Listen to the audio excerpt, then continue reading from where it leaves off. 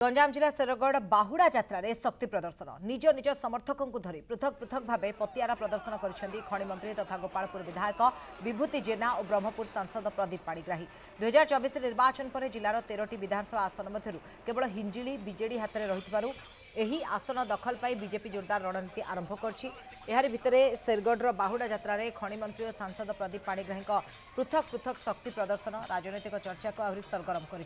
प्रथमे सांसद प्रदीप पाणिग्राही समर्थकों को धरी विशाल पटुआर करते खनि मंत्री विभूति भूषण जेना हिंजिली बीजेपी नेता शिशिर मिश्र आसिका जिला बीजेपी सभापति विजय स्वाई पहुंची अलगा शोभायात्रा रे सामिल होते गोटे कार्यक्रम में दलर दुई प्रमुख नेता अलग अलग उपस्थिति और पृथक शक्ति प्रदर्शन को नहीं राजनैतिक महल में विभिन्न चर्चा आरंभ होईछि।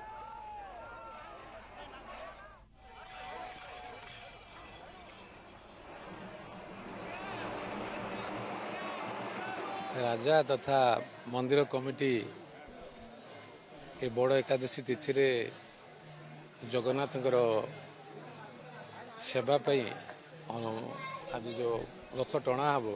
तारे जोगदान अनुरोध करते आज जड़े भक्त हिसाब से आसी दर्शन पुरीर बड़दाण्डे माँ प्रभु जगन्नाथ बलभद्र सुभद्रा रथ गड़िला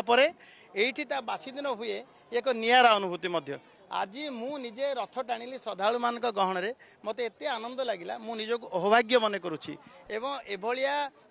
श्रद्धालु मान गहन में टाणिबा नियारा कार्यक्रम जोगदेवा प्रभु जगन्नाथ आशीर्वाद लाभ हवा आम निश्चित भाव भाग्यवान मन देखो मु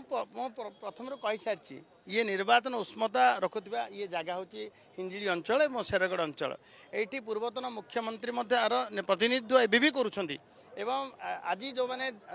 दायित्व नेला परे दीर्घ दिन मुख्यमंत्रित्व रहिला परे से निज अंचल को अणदेखा करवा निज कार्यकर्ता निज जनता को अणदेखा करवा ये प्रमाणित हो सारी एवं एबे